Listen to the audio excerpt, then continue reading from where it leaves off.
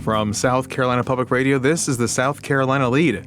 I'm your host, Gavin Jackson, and this episode was recorded on May 19th, 2026 from South Carolina Public Radio Studios here in Columbia. We're sorry for the delay, but happy birthday, Nick and Meg. Happy birthday! That's right, two of my favorite people, my brother and my friend Meg.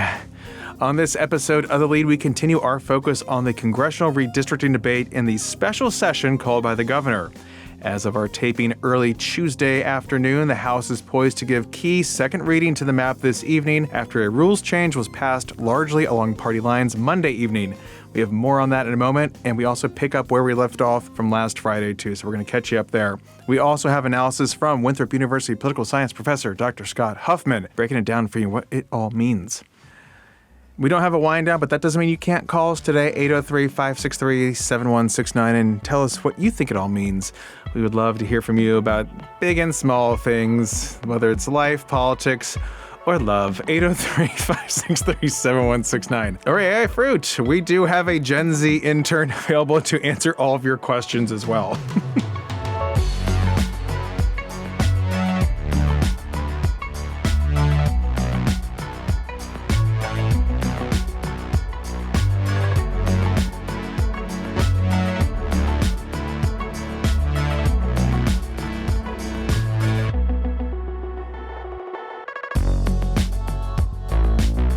It is day 3 of the special redistricting session called by the governor. Let's keep things moving in order where we left off last Friday when House lawmakers gavelled in for the first day of the special session, and the Senate came in and gavelled out as they are waiting for a map to be sent to them.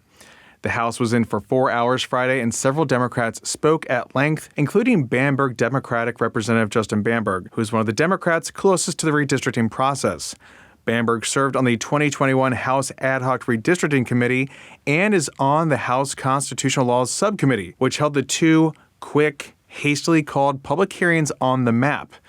Those have been the only public hearings to date on a process that last time took months, with 11 hearings by the House and 21 hearings by the Senate around the state. Now we've had 2 for a couple hours. Interesting. And there's also limited debate as well. We'll get more into that in a moment. But Bamberg spoke on Friday for several minutes from the well and emphasized how this entire process has been a sham. His words. This entire redistricting process and what led us to whether or not we will vote for this has been a sham. It has been a sham. Honesty, integrity, honor, virtues that many say they have. But I implore the people of this state and the world to look at the actions, not the words, because this entire process has been a sham. And the actions and the truth doesn't match the words. People have already begun to vote. You see, a lot of people think this is just about some maps. It's not just about some maps. It's about the integrity of the process of elections in the state of South Carolina. A lot of people think that this is about politics, that this is about Republican versus Democrat. This is about the integrity of the process controlled by Republican and Democrat. How did we get here? How did we get here? One man made the call. So you're probably wondering what it means about voting, right? How's this going to affect you when you vote, or if you've voted absentee like some members of the military have? We've received 1,500 ballots already, folks. So you're wondering what happens to those ballots, and not to mention early in-person voting that starts on May 26th. What I've been told from the Election Commission director is that if all this passes as it's planned, as they think it will right now, the congressional vote will not be counted on your ballot. If this map and legislation is passed, whether you vote for someone in the congressional primary, that vote won't be counted. They'll have a separate primary just for Congress in August. That's the prevailing thought process right now. But I'm not going to tell you not to vote because you might think it might not be counted. We don't know yet. So still vote like you would vote normally. Cast your ballot as you would. It's still going to be available to you on the touchscreen. You can still vote the way you want to there. And if this happens, if this goes through, that portion of the ballot will not count, and you'll have to vote again in August to the tune of a $3 million special primary. But, you know, what's money these days? In fact, a lot of people over the weekend I was talking to have questioned what money is, and I'm like, guys, I don't have time for this discussion. What is money? No, it's not real, right? I don't know! Okay. Let's focus on what is real. And that is that House lawmakers came back at 11 a.m. on Monday, and it started off day 2 of this special session with Florence Republican Representative Jay Jordan, who's over that constitutional laws subcommittee. He was taking questions on an amendment that would allow current appointees to commissions and boards that are based on congressional districts to keep those seats. And anyone running or appointed in the future may come from the current map until there's a new map after the 2030 redistricting. So a lot of times for these college boards of trustees, you're appointed or you're elected based off of the congressional district that you're in. That's how you get to these spots. And so what they're saying right now is that they don't have to worry about any changes to the maps until 2030. So that prompted this dialogue between Richland Democratic Representative Robert Reese and Fairfield Democratic Representative Andy McDaniel. And then what's the process if someone has cast their ballot in a primary already, which we know has happened, and on their ballot there's more than one, it's not just a congressional race. What happens to those ballots for the other races on the ballot, not just the congressional? So my understanding, and again, my understanding, I would definitely encourage you to check with this behind me with the election folks.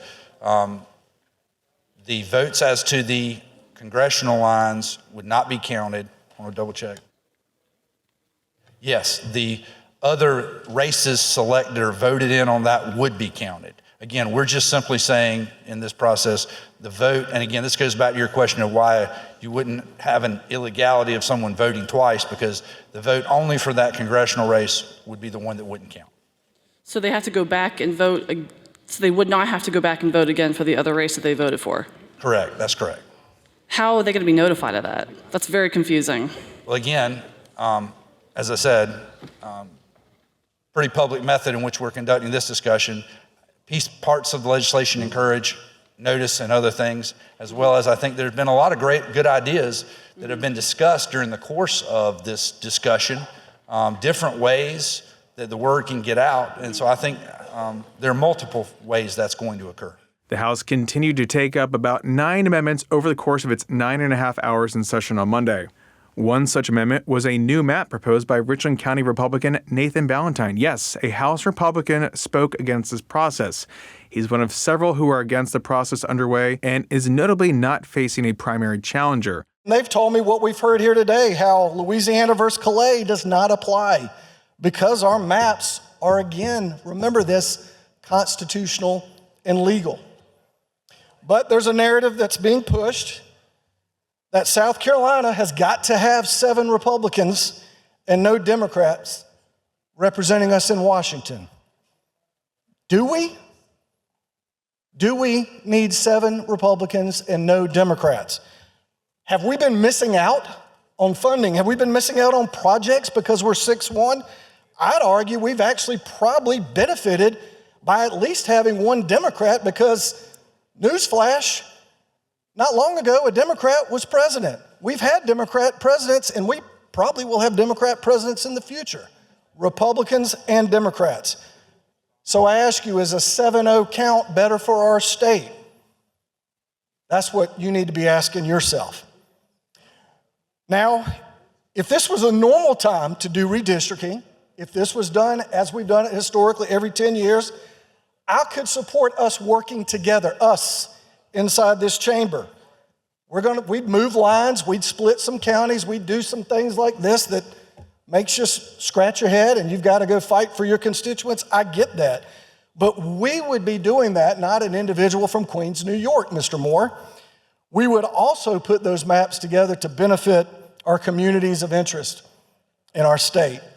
We've done it before, we can continue to do it. That's how it's always been done.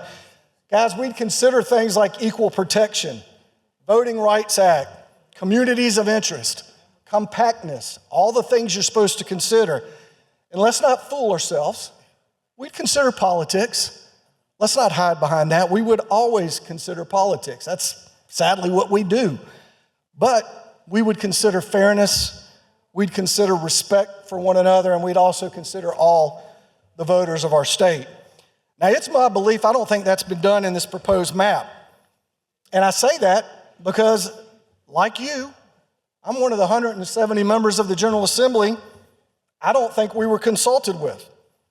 And I don't think we gave our constituents time. We've had 4 days to get their feedback. Why does this look like it does? The stated reason is to be 7-0 in Congress. No one's trying to hide behind that. Ballantyne was first elected to the House in 2004, and he came up in the State House with Nikki Haley, and he also endorsed her for president in 2024, which you would have thought, no, not supposed to do that, bad. He actually did not face a primary challenger that year, and again, like we said, does not face one this year, unlike 24 other House Republicans. Now, Monday night around 7 p.m., as Democrats continued debating their amendments and Republicans tried to have them ruled dilatory or non-germane, the House Rules Committee quietly called a meeting at 7:07 p.m. to meet 8 minutes later. Not typically how much time you give folks a heads up for a meeting. There, the committee passed a rules resolution that is essentially cloture. Rules Committee Chairman Mike Kakaski described it on the floor to a stunned Democratic caucus. The resolution, which was adopted along party lines, limited the number of amendments to 1 per member. So out of the 124 members, there are 35 Democrats. Each amendment would be allowed to be debated for 6 minutes, with those speaking for and against getting 3 minutes apiece. This effectively pulled down the 500 or so amendments on the desks that Democrats had filed, forcing them to pick one. Once the amendments are done being debated this afternoon, then members will have up to 10 minutes each to speak on the bill. Again, we only expect Democrats to do this, maybe a handful of Republicans, because we know there are a handful out there who are not happy about this process. Charleston Democratic Representative Spencer Wetmore then took to the well Monday evening to blast this move, and she was also surrounded by fellow Democrats. A meeting that changed the rules of the game mid-debate, changed the rules of what we were allowed to do, not just changed the rules of the debate, limited how many amendments members could bring, right? So as you heard Mr. Caskey say, we are now limited to 1 amendment per member. That means each of our 41,000 constituents is limited to 1 amendment. We are changing the rules in the middle of the game. There are 497 amendments on that desk. They have been duly filed because those were the rules of the game when we started. The rules were set prior, and now we're changing them. I want to make sure that we also understand that this is unprecedented. We have never before limited the number of amendments that members can bring. The rule says that we can set, this is a brand new rule, and it says that we can govern the time and debate, right? Here we are waving our magic wand saying that we are now governing how many substantive changes can be made to a very important piece of legislation, right? This is a piece of legislation that will determine how all 5.6 million South Carolinians are governed in Washington. And we are now saying that at most, there can be 124 amendments considered. 124. All of your constituents are reduced down to 1 single amendment. Charleston Democratic Representative Leon Stavronakis then asked Wetmore questions about this decision. Here's their back and forth. Whoever filed those amendments, they are literally erased as if they mean nothing, as if they ever meant anything to anyone. You agree with me? That's how I feel. How do you feel? Absolutely. We had our members each took the time to draft. We spent weeks talking to the week and a half that we had, talking to our constituents, coming up with amendments, coming up with substantive changes to make this bill workable for our election commission, for our citizens who have to vote in this election. And now we are just erasing those amendments. Do you find it, I know I do you find it demeaning, not to me individually, but to this body that has so much history in our state, that we don't even have the patience to allow, we're supposed to be the people's house, to allow the voices of the people to be heard? I mean, to me, I find it demeaning to this body that we would erase amendments that the people's representatives took time to draft and put on the desk. Yeah. And In mass. Erase them all in mass. just delete them. And to be clear, there is nothing requiring us to be here to do this. There is nothing requiring this expedited timeline, right? The maps that we have in place currently, today, have been found legal and constitutional. Nothing about the Calais decision changes that. We testified under oath, our members did, that these maps did not take race into account, and so nothing about the Calais decision changes it. This is not like Louisiana, where their maps were found invalid. We have perfectly valid maps. Now, after the vote, the chamber soon adjourned, and we spoke with House Majority Leader Davey Hyatt, Judiciary Chairman Weston Newton, and Representative Jay Jordan, who's over that Constitutional Law Subcommittee. Here is their discussion. They've got more time under what the Rules Committee just did than they would have under cloture. Most of the existing amendments that are on the desk could have been already knocked out as being dilatory or duplicative. So, I mean, we've been here, 10 hours today? How many hours we were on Friday? We're on 7 amendments. We've heard about volleyball, we've heard about kickball or soccer or karate or whatever those other topics that we have. Much of the debate that we've heard today is not germane. I believe every motion that was made. I think every time a germaneous motion was made, it was sustained as being non-germane. And to add to Chairman Newton's point, even when you looked at, I think, a couple of the maps that were put up, they violated such obvious, everyone, I think, understands this process that the one person, one vote principle applies. Therefore, the districts have to equal out population-wise. And what you saw in multiple of the map presentations was that they didn't take into account even the population, so they were non-starters to begin with. And again, it wasn't a discussion as to those issues. It was, as Chairman Newton said, everything else under the sun. So I think what you saw was, again, I agree, it wasn't cloture. It's a different animal. But it was partly in frustration to the hours and hours of debate without seemingly much interest in actually accomplishing much with those amendments. Representative Wetmore made a point that those amendments were filed under different rules, and you all just changed the rules midway through the game. How do you respond to that with what happened here? I would disagree with that. I don't think we changed the rules. The rules, or the package of rules we're operating under, have been adopted, I think, a couple of years at the beginning of session. So we didn't, recreate the rules to then do this today. We used the rules that have been in existence that the majority of the body adopted back when we initially started the session. So I think that's a slightly mischaracterization of what actually occurred.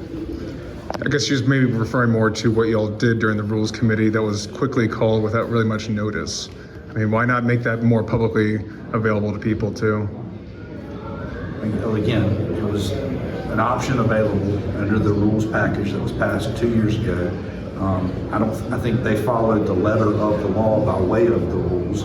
Some questions were asked, if you remember, points of order were made to the speaker, and the speaker, I believe, correctly delineated his ruling on those based on that notice was constructively given by way of, and this was available by way of the rules process. So again, I don't think we moved the ball. I think we just used the rules as the rules were contemplated in existence.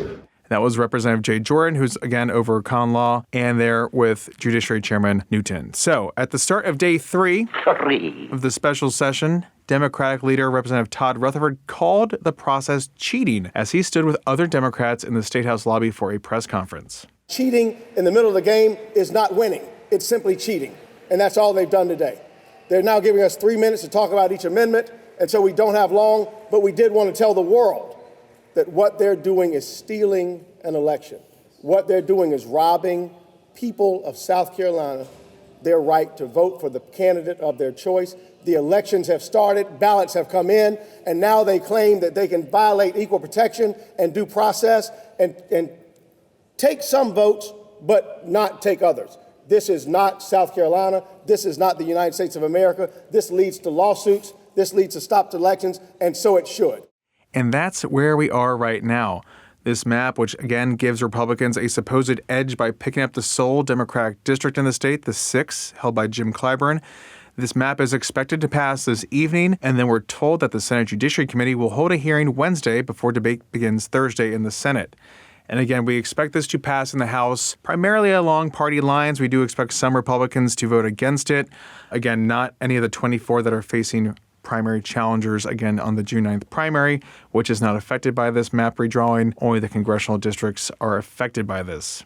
If you want to take it from me, if you want some more, don't worry, we have some analysis on this matter because I spoke with Winthrop University political science professor Dr. Scott Huffmon on This Week in South Carolina, a friend of all things public media, and I opened by asking Scott about his thoughts on this entire expedited process. So, Scott, it has been a chaotic few days at the State House as most Republicans are going full throttle into redistricting mode at the behest of the president in an attempt to redraw the current congressional map that includes 6 solidly Republican districts and 1 solidly Democratic one. The attempt is to eliminate 6th District Democrat Congressman Jim Clyburn's seat and make it more advantageous for Republicans. This is part of a nationwide push going on that's been going on for months.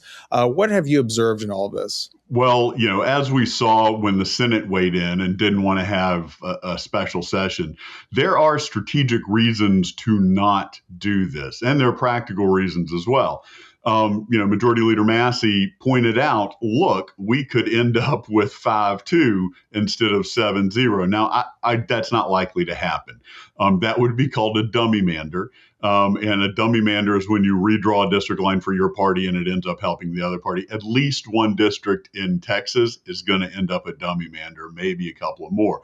But in South Carolina, it's going to end up 7-0. But Massey pointed out that it will affect the down ticket races when more Democrats turn out for a competitive race. So you might end up with more Democratic mayors, more Democratic city council, more Democratic, school board. So there were strategic reasons. There's also practical reasons. You have to reopen the primaries. Ballots have already been sent out. However, the most important thing of all this, what does Trump say?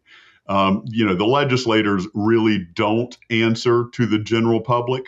They do what they think is best for the general public. And that is what the primary voters in their district think. And the primary voters in their district have elected the most MAGA representatives. So when Trump speaks, they listen.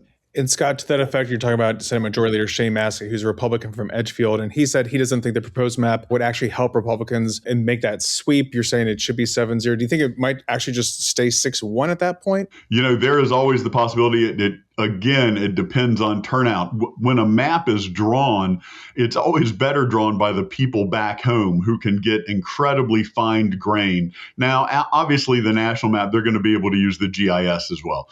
But at home, people can redraw maps based on streets and have houses in one district or another. And the local representatives know exactly how that's going to play out. So if they end up imposing a map from above, it could make one or more districts more competitive. Again, is it possible? Absolutely. Is it likely? It probably not over 50%. But look, if you've got a 30% chance of rain, you may still get wet. So this may not help them in the way that they think. But Trump is only thinking about the national strategy of not losing the House. And the state representatives have a lot more things they have to take into consideration. But once again, when Trump speaks, the hardcore Republicans, and that's who gets elected when Trump speaks, they listen. The Senate, we will see. It's dangerous to go against Trump, even if you're not up for re-election right now. And we'll see how it goes. But this is a top-down situation where usually redistricting is from the bottom up. It's not true grassroots, like they try and play it out. They try and say the people are asking for this to be redrawn. That's simply not true. That's for show. But it is usually bottom up, and it's not this time. Scott, to that effect, too, we did see some far-right Republicans in the House, the Freedom Caucus, specifically pushing this earlier in the year. There was a small hearing in February in the House about this, and it didn't go anywhere. It's something they've been calling for, saying that they do have a supermajority in both the House and the Senate, and they should be flexing that muscle to push through such political moves like this, like a new map. And, of course, this all really got juiced up after the Supreme Court decision of Louisiana v. Calais. However, unlike Louisiana, our maps are not racially gerrymandered, as the court ruled. Ours are partisan gerrymandered. That was upheld by the Supreme Court in 2024. So I'm also wondering about the legal ramifications of whatever happens over the coming days, especially as we push up against that voter deadline, May 26th, for in-person voting. We've also heard from the state Supreme Court last year about how, they can still weigh in on this matter. And that seems like it could be a factor, but it doesn't seem like anyone seems to care about the legal ramifications at this point, rather just trying to get this done before the May 26th in-person early voting deadline. Right. And again, if the political ramifications are the most important, and if the legal ramifications, the state Supreme Court says, no, you can't do this, they can go, aw, shucks, we tried. That said, right now, gerrymandering is flipped. It used to be that if you could prove a gerrymander disproportionately hurt a community of color, minorities, then it would have to be redrawn. And that came from the Voting Rights Act, Section 2, 1965.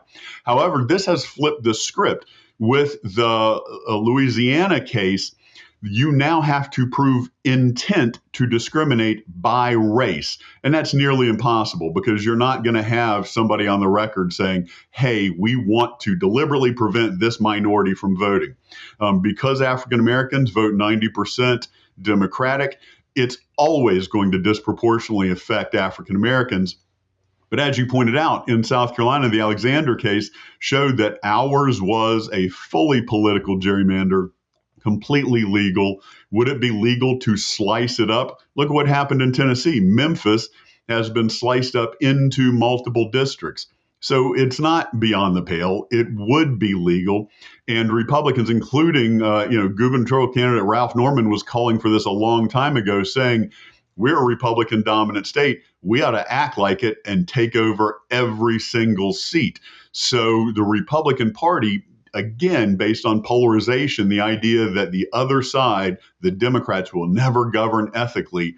If you believe that, then you believe you are morally bound to take away almost every seat that they have. And Scott, we just have about 90 seconds left here. I want to ask you about the governor's race. You just talked about Ralph Norman there. There's been 2 Republican gubernatorial debates right now. We haven't really seen too many breakout moments, any major attacks. Their PACs are attacking each other. It seems like on TV, there's a lot of ads going around. Recent polling kind of continues to show that Lieutenant Governor Pamela Evette, Attorney General Alan Wilson, and Ralph Norman, Congressman Norman, and Congresswoman Mace are still jockeying for the positions here, moving around. What's your take on how things are going right now? We're less than 30 days away from the June 9th primary. Is anyone the clear front runner at this point? I don't think so, despite, polls saying one person's up, another person's up. Remember, if it's within the margin of error, and within the margin of error each way, from one person up and the other person down, that's how that works. Nobody's really truly ahead. You can really see trends if you look at the same pollster, especially the nonpartisan one. The pollsters look at their trends, and you're going to be able to tell something there. If Trump jumps into this race, we can see things begin to happen. The only person I've seen defy Trump is the sheriff of Rockingham County in North Carolina, Sheriff Page, who Trump said, please drop out of the race against Republican Phil Berger. And Page said respectfully no. And he won by fewer than 30 votes over the most powerful man in North Carolina. So people do buck Trump, but very, very rarely. And that was Winthrop University political science professor Dr. Scott Huffmon on This Week in South Carolina. You can watch that and so many more clips from the floor, from this debate, and everything going on with redistricting at youtube.com/@SCETV News. It's probably the closest you're going to get to any of this redistricting stuff, since there are no public hearings happening besides these 2 and possibly a Senate Judiciary one. So be informed. And that's about, because we don't have time for a wind down. I got to get back to the State House. Welcome to the wind down section. Just kidding. We're not having one. Again, thanks for listening to the pod. You guys can always show us your appreciation by leaving us a review on Apple Podcasts or wherever you get your podcasts from, or a voicemail at 803-563-7169. You can stay up to date with the latest news on SCETV.org and SouthCarolinaPublicRadio.org. And don't forget to support your local newspapers. The South Carolina Lede is a production of South Carolina Public Radio. Our producer is A.T. Shire. Amy Crouch is our supervising producer. Sean Birch is our executive producer. Oh, and Sydney's our intern. Sydney Wilcox is our intern. We had to learn it for legal reasons. Well, make sure she gets her credit. This podcast is produced with support from PRX and is made possible in part by a grant from the John S. and James L. Knight Foundation, as well as listener contributions to the ETV Endowment of South Carolina. For the South Carolina Lede, I'm Gavin Jackson. Be well, South Carolina. Oh, you know what we're going to have to do now? What? We got to watch the Morrissey tape on that bad boy. Oh, yes! We gotta watch the Morrissey I thing. was just thinking, I'm like, I have no VHS tapes, but I do have one. Just bros being bros, watching Morrissey. Kaylin, take the kids.